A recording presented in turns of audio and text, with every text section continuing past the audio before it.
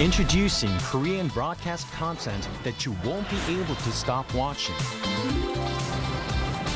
For weary modern souls, Dr. Romantic, the quirky genius doctor of Puldam Hospital, prescribes heartwarming tales of humanity.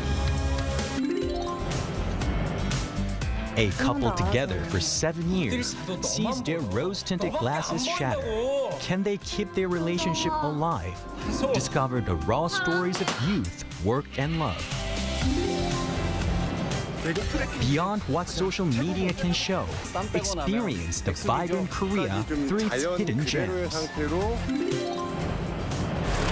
Mama, the ultimate K-pop festival for global fans. Find your star in a feast of trendy music and electrifying performances. Now, the whole world enjoys it together.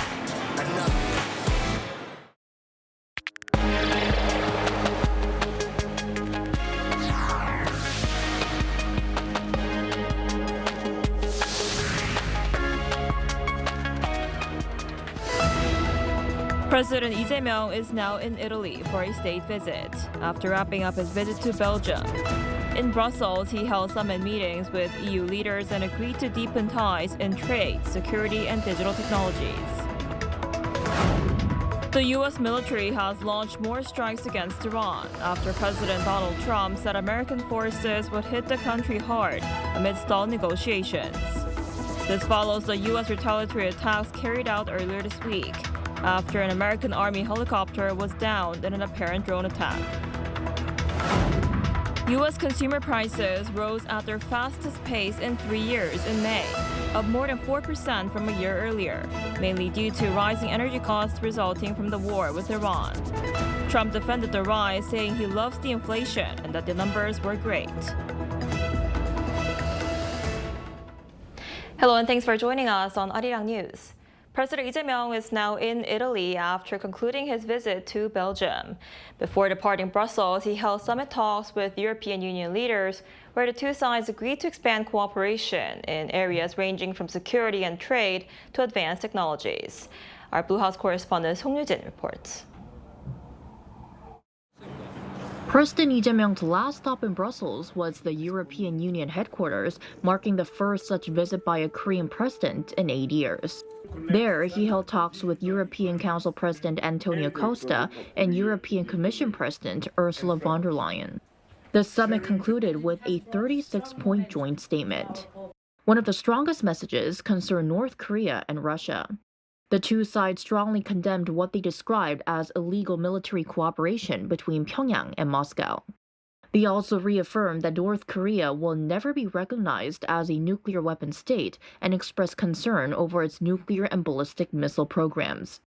북핵 문제 해결과 한반도 평화 정착을 위해 유럽연합의 변함없는 지지와 건설적인 역할을 당부드렸고 우리 양측이 함께 협력해 나가기로 뜻을 모았습니다. Trade was another major focus. Korea and the EU, its third largest trading partner, signed a digital trade agreement. The 40-chapter deal replaces the e-commerce section of their free trade agreement, which took effect in 2011. It will ensure safe and reliable data flow. It will boost e-commerce, and it will harmonize our consumer protection standards. And with the EU set to tighten its steel safeguard measures from July, the Blue House says President Lee called for fair treatment for Korean steelmakers, citing Seoul's status as both a strategic and free trade partner. The revised rules will nearly halve tariff-free import quotas across 30 steel product categories, while shipments exceeding those limits will face a 50% tariff. On security, Korea and the EU agreed to launch negotiations on a security information agreement. This would establish a legal framework for sharing and protecting classified information, paving the way for closer industrial and defense cooperation. After wrapping up his 2-day visit to Belgium, President Lee has arrived in Italy, the second leg of his 10-day trip to Europe. His state visit begins with a meeting with Italian President Sergio Mattarella. Song Yoo-jin, Arirang News. Ahead of President Lee Jae-myung's visit to Rome, Italy's ambassador to Seoul says the two countries are seeking closer coordination in several areas for a more strategic partnership. Our Oh Soo-young reports. Beyond food, fashion, and Ferraris, Korea and Italy are looking to build a partnership focused on the industries and strategic challenges of the future. That's according to Emilia Gato, ambassador of Italy to Korea, who says President Lee Jae-myung's visit to Rome is expected to deepen cooperation in areas ranging from space and semiconductors to critical minerals and economic security. The visit comes months after Italian Prime Minister Giorgia Meloni travelled to Seoul in January. More forward-looking content between our cooperation. In fact, the two leaders spoke a lot about high-end technology sectors cooperation. For example, space may be number one. You know, in space, Korea has very high ambitions, and Italy can be a very good partner. The two countries have already established cooperation between their space agencies and are also exploring opportunities in biotechnology, pharmaceuticals, semiconductors, and scientific research. The focus on future industries is shaping business ties. The business first Italian-Korean business forum was held in September last year, and it was really a success. And we decided, for the reason I was explaining before, that we wanted to focus on the F sector, the future sector, the fourth F sector, biotechnology, industrial automation, robotics, and we had energy transition, digital, transition also, and environment transition. We want to have follow-up, and we will continue to focus on that. Another growing priority is economic security. As competition intensifies over critical minerals and advanced technologies, both countries are looking to diversify supply chains and secure the resources needed for future industries. Seoul and Rome have discussed combining development partnerships with Africa in joint efforts to secure critical raw minerals. We want to go together. Why? Because not only because we have the same interest and the same target, and objective, but also because we share the same values. On that note, Gato says Korea and Italy and the European Union as a whole can be reliable partners for each other, as conflicts and security risks in one region increasingly affect the other. She also highlighted cultural cooperation in language and said that Italian and Korean are not just spoken by their nationals, but also by a diaspora living all over the world, including people in North Korea.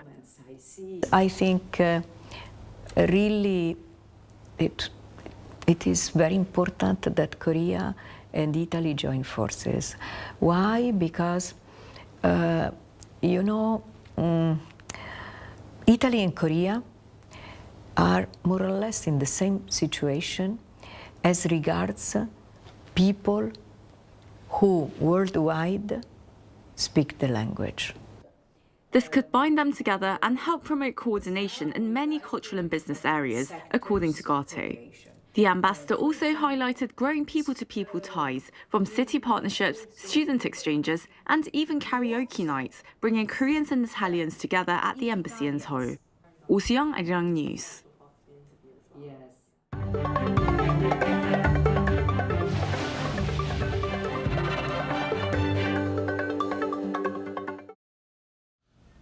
The United States has launched military strikes against Iran after U.S. President Donald Trump hinted at what he calls harder attacks.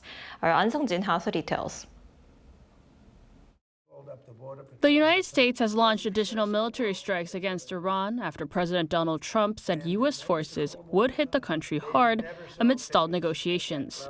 U.S. Central Command, or CENTCOM, announced that the launches began around 5 p.m. on Wednesday Eastern Time, describing them as a series of self-defense strikes.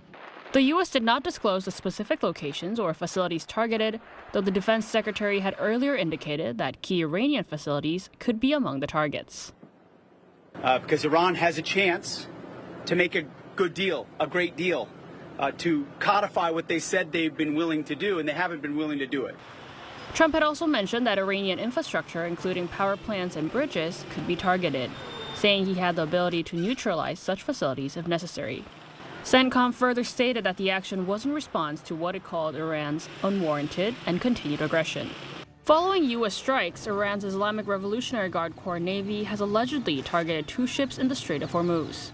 The U.S. strikes on Wednesday night follow U.S. retaliatory attacks launched earlier this week after an American Army helicopter was shot down in a drone attack, allegedly from Iran, with Trump adding that evidence recovered from the crash site confirmed Iran's involvement. Following those strikes, Trump told reporters at the White House on Wednesday that we're going to hit them hard again today. Iranian President Masoud Pezeshkian dismissed Trump's threats, describing them as a sign of desperation rather than strength. In a post on social media, the Iranian president said threats against critical infrastructure reflected Washington's frustration and pledged to withstand any pressure through national unity. Trump has maintained that a diplomatic agreement with Iran remained within reach and that the 2 sides are very close to a deal. However, he claims that Iran needs to sign the final document and accuses Tehran of delaying the process. An Sung-jin, Arirang News. A Korean vessel has passed through the Strait of Hormuz and is now continuing its voyage, according to Seoul's Foreign Ministry this morning. The ministry said consultations for the passage were led by a foreign charter and that the vessel is heading to a third country, its final destination. Seoul says it has continued to stress to Iran the need for the prompt and safe navigation of all vessels in the Strait of Hormuz, including Korean ships, while staying in communication with relevant countries. The Oceans Ministry also confirmed the vessel is an LNG carrier operated by a Korean shipping company with 8 South Korean crew members on board. It's the second Korean vessel to exit through the strait after HMM's Universal Winner. The number of Korean vessels still stuck in the Persian Gulf awaiting passage through the strait now stands at 24, with 139 South Korean nationals in the area, including those aboard foreign ships. The United States has approved a potential sale of advanced air-to-air missiles to South Korea in a move aimed at strengthening the country's defense capabilities. The U.S. State Department said Wednesday it authorized a possible foreign military sale of dozens of AIM-120C-8 advanced medium-range air-to-air missiles along with related equipment. The package is estimated to be worth $292 million and will now undergo congressional notification and review. The announcement comes just a week after Washington approved another potential arms sale to Seoul, this time involving joint direct attack munitions, precision-guided bombs, and related equipment valued at around $106 million. U.S. officials said the proposed sales are intended to bolster South Korea's defense readiness and support regional security. U.S. President Donald Trump is defending a sharp rise in inflation, saying higher prices caused by the conflict with Iran will eventually come down once the war ends. His comments came as new inflation data rattled markets and renewed tensions with Tehran weighed on investor confidence. Our Lee Seung-jae has more. U.S. President Donald Trump has defended a recent rise in inflation, arguing that higher prices linked to the conflict with Iran will ease once the war ends. Speaking to reporters on Wednesday, Trump responded to government data showing consumer inflation rose at its fastest pace in 3 years in May. Asked whether the increase could hurt Republicans ahead of November's midterm elections, Trump said he loved the inflation, insisting it is temporary and largely driven by energy costs. You know what I really love? I love the inflation. Oh, when the war is over, yes, it's coming down. I know you can't. It's going to come down like a rock. The president revealed that he has approved a plan to secretly move oil tankers through the Strait of Hormuz to help prevent further disruptions to global energy supplies. Trump described the operation as successful and said it was worth the risk. The remarks come as the war with Iran continues to disrupt shipping through the Strait of Hormuz, helping drive up the cost of gasoline, fertilizer, and other goods. Experts also point to the conflict in the Middle East as the main reason for U.S. consumer inflation. The main story here. Headline inflation is up 4.2% on an annual basis. That's the highest we've seen in 3 years since May of 2023. Most of that move is due to energy prices, gasoline prices in particular, from the conflict in the Middle East. Meanwhile, Wall Street ended lower on Wednesday, with major indexes falling more than 1% as investors weighed rising inflation, weakness in chip stocks, and renewed tensions between Washington and Tehran. Concerns also grew after Trump suggested the U.S. could resume attacks on Iran and warned on social media that Tehran would pay the price if negotiations continue to stall. Also, both Brent crude and U.S. crude futures closed up nearly $2 per barrel on Wednesday, amid concerns that the conflict in the Middle East could escalate further. Lee Seung-jae, Arirang News. South Korea recorded its first job loss in 70 months in May, shedding 40,000 positions from the same period a year earlier. The decline is heavily attributed to the prolonged war in the Middle East, which has driven up raw material costs and severely impacted the domestic manufacturing sector, which lost 140,000 jobs. The agriculture sector shed 121,000 positions. Conversely, the service sector offered a slight buffer, with accommodation and food services adding 20,000 jobs, marking its first increase in 7 months. Youth employment remains weak, with the employment rate for those aged 15 to 29 falling to 43.8%. Asia's leading content marketplace has returned to Busan, bringing together global industry leaders and some of the most anticipated Korean productions. The future of content is on display at this year's Busan Content Market. Our Jo Young-eun was there. From newly unveiled Korean dramas recognized at the Cannes International Series Festival to AI-generated feature films, some of the year's most anticipated productions are on show in the southeastern coastal city of Busan. Among the most anticipated titles is Sacred Jewel, whose cast and creators, including actors An Bo-hyun, Soo-hyun, and Lee Sang-min, appear to meet the audience. The series was invited to the non-competitive section of the 9 Cannes series in April and drew attention again at the Busan Content Market ahead of its release. It was exciting and truly an honor to share the film with international audiences.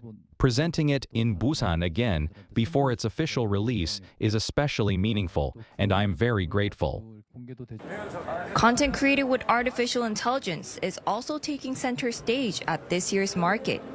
Genfluencer, directed by Hyun Hae-ri, has attracted attention as the first Cannes series selected feature-length film with roughly half of its footage generated using AI.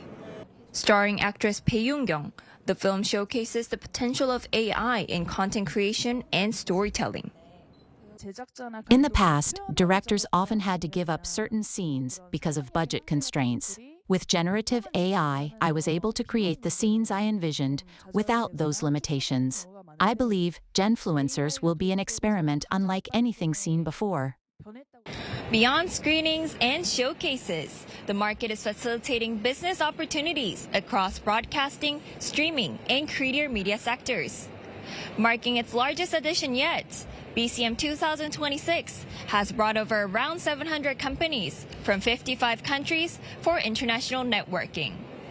One of the most closely watched developments is the first official participation of the China Pavilion, signaling the potential for broader cultural and content industry exchanges. Emerging markets such as Mongolia and Romania took part in the event, while broadcasters and media companies including Arirang TV also met with content producers and distributors. The basic role of the market is to provide a preview of works that will be released later in the year. Many projects introduced here have become major hits. Looking ahead to our 30th anniversary, we hope to grow into a marketplace attracting participants from around 100 countries and some 10,000 buyers and sellers. Running through Friday in Busan, BCM 2026 is celebrating 2 decades since its launch in 2007 and reaffirming its status as one of Asia's premier content trading platforms. Jo Young-eun, Arirang News, Busan.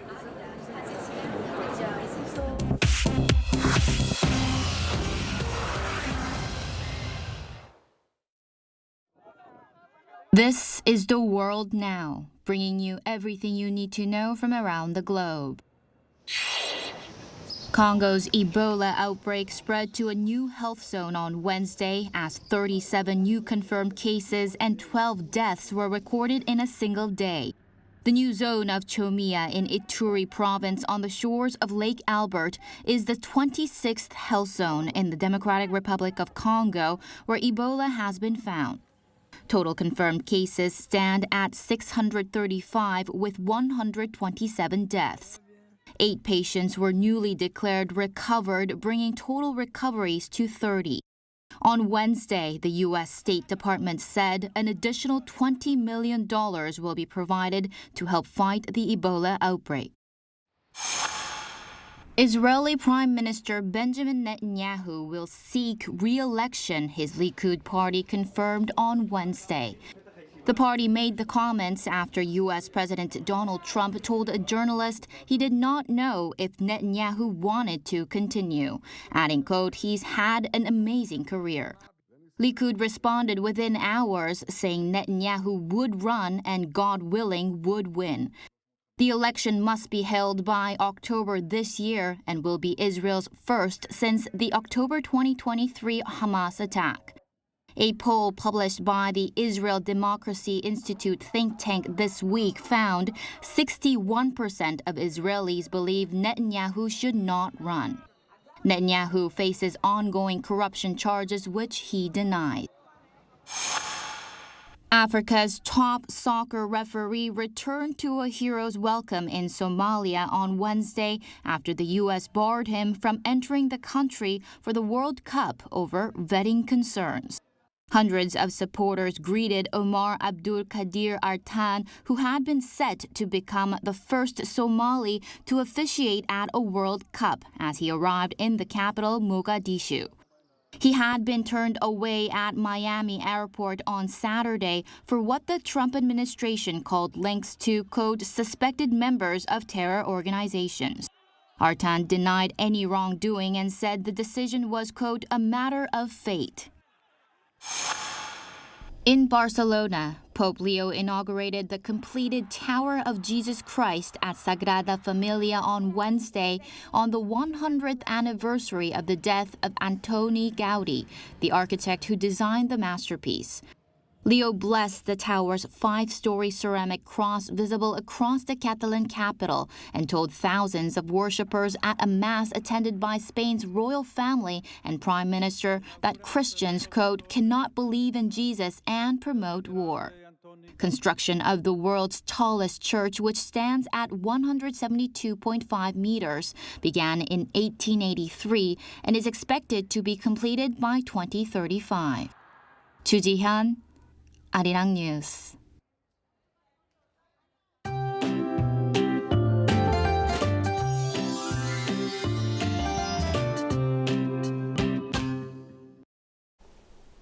A pleasant early summer pattern continues on Thursday.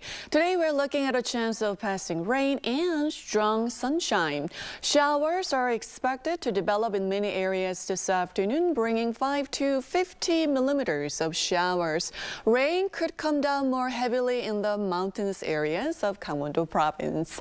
But skies will remain fairly sunny with strong UV rays nationwide. Southern provinces will be much sunnier with no rain forecasted. So please keep an umbrella handy, not only for showers, but also for the intense sunlight. And this afternoon, Seoul will have typical early summer temperatures for this time of year, getting up to 27 degrees Celsius. Daejeon, Gwangju, Busan will also get up to 27 degrees, but Daegu, Gyeongju will be hotter at 29 degrees. Temperatures will gradually rise, and from this weekend into next week, many areas could see daytime highs nearing 30 degrees with a chance of showers on Sunday. That's all we have for today's noon edition of Arirang News. Thank you for watching. We'll be back at 5 p.m. Korea time. Stay tuned.